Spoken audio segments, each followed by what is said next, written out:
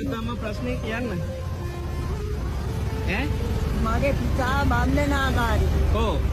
එතකොට බන්ධනාගාරේ කෝලාහලයක් ගියා. ඔව්. ඒ කෝලාහලෙට මගේ දරුවා සම්බන්ධ නැහැ. ඒ වුණාට මකුණු මරනවා වගේ තමයි.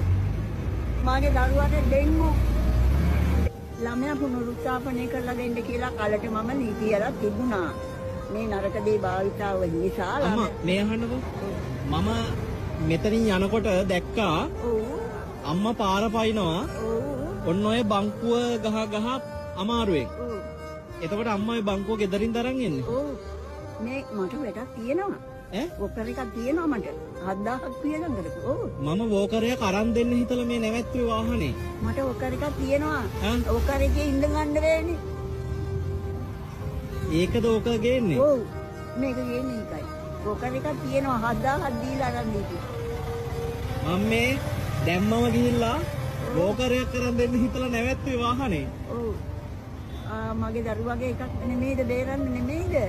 අම්මට මොනවද වෙන්න ඕනේ මගෙන් කියන්න මම වල්පොල ගෞතම හාමුදුරුවෝ.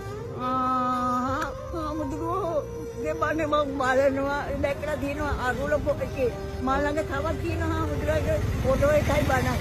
අර මතක නැති වෙන්නේ කොහොමද නේද? හාමුදුරුවෝගේ බන්නේ තිබුණේ. අරුණ එකේ. ඔව්.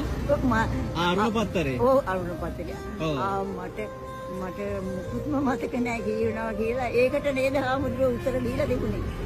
අනේ මන් දන්නවා සාදු. හරි අම්මා. අනේ මට උදව් කරන්න. මොනවද වෙන්න ඕනේ කියන්නේ? කියලා මට බණ අහන්න රේඩියෝ එකක් කරන් දෙන්නකෝ. රේඩියෝ එක දුන්නට වැඩක් නැහැ. ගෙදර ප්ලග් එක මෙව වෙලා. කොහෙද ගෙදර තියෙන්නේ? පොල්ලොත්තේ. අම්මා මන් දැන් රේඩියෝ එකක් කරන් දෙන්න. අම්මට රේඩියෝ කරන් දැන් ගෙදර යන්න දින්නේ ඔය. ඔව්. රේඩියෝ එකක් කරන් දීලා මං ගෙදරට බස්සන්න යම්මත් එක. එන්න. අඬන්න එපා. අනේ නෑ. යන් අම්මා. තිනුරුවන්ගේ පීඨේ කාන්තයි මං දන්නවා. මම ඒක සිද්ධෙන්ම දන්නවා. දුගුණ අනන්තයි අප්‍රමාණයි. හරි අම්මා. යන්. අනේ මගේ දරුවට දුගුණගේ පීඨ අරසාව දීපගේ ලැබේවා. යන් අම්මා. වල්පොල හාමුදුරුවෝ මන් දන්නේ කෙනෙක් නේ. යන්. කොච්චර පීඨ හරියද? මං යන්නේ සාලියම ඔයාලා දොර අරින්න මට නගින්න. අල්ලන්න දෙන්නේ නැහැ මං කාට වන්දේ කට්ටිය වදලා කියන්න දෙන්නේ කියලා මායක. මේක අන්න එහෙම තියාගන්න. සමහර ගිය කට්ටිය හාමුදුරුවනේ සාදු. සාදු සමහර ගිය කට්ටිය ඉන්නයි දුකයි.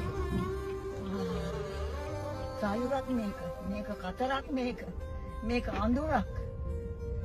අපෝයි මේකෙන් ගොඩ වෙන්න තියෙනවා නම් ඊට වැඩිය දෙයක් නෑ නේද? ඔව් අස්කරන්න එපා අම්මා.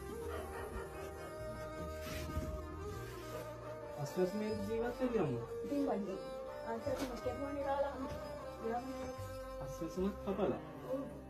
රුපියල් 5000න් කන්නේ. රටේ සබ්බි රුපියල් 5000කින් තමයි සම්පූර්ණ හැමදේම කරගන්න. බේතක් හේතක් ගන්නවා. ඒ ටිකක් ගත්තා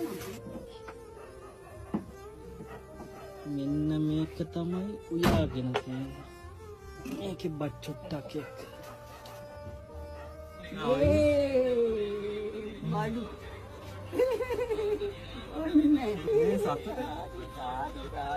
කඳ. අපේ හාමුදුරුවෝ. බණ ඇහුවට මට මතක එන්නේ නැහැ. මතක තියෙන්නේ නැහැ. ඒක තියෙන්නේ තියාගෙන ඉන්න. කොහොමද තිබුණානේ මට ඒ වටිනාකම කෝටියයි. සාදු. දැන් අද අම්මගේ ගෙදරටම වැඩියා. ඕ බලන්න. මම කාරියක් නෙමෙයි. උදාහරණයක් හඳුනන මාවතේ බතිය හඳුනන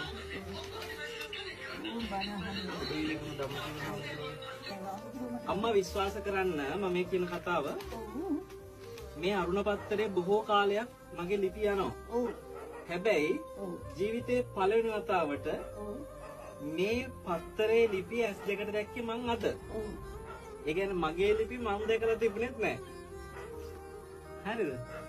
මේගොල්ලෝ අපේ බණ අහලා ලියනවා පත්තරෙම. මට මේකේ මාතෘකාව මගදී අම්මා කිව්වා.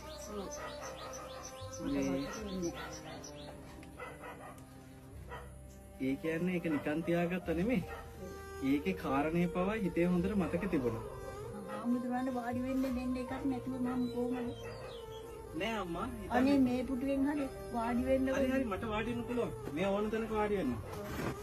ඔන්න ඔයා උස්සන් ගිය එකම මම වාඩි වෙනවා.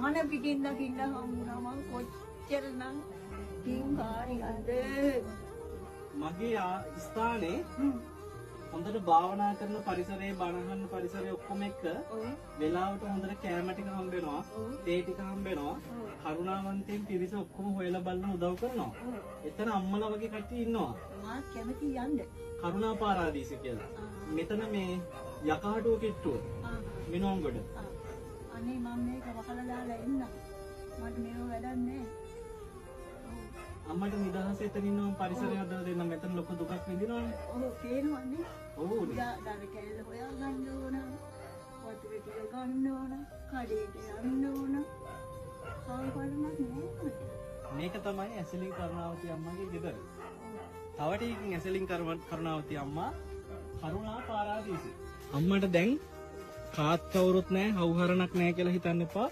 මෙන්න අම්මට යාළුවෝ ගොඩාක් ඉන්නවා ඈ ඔයගොල්ලෝ ඔක්කොම අම්මට දැන් උදව් කරයි මෙල්ලෙන්න මෙල් අන්න ආදරේ යමුද එන්නක හරියයි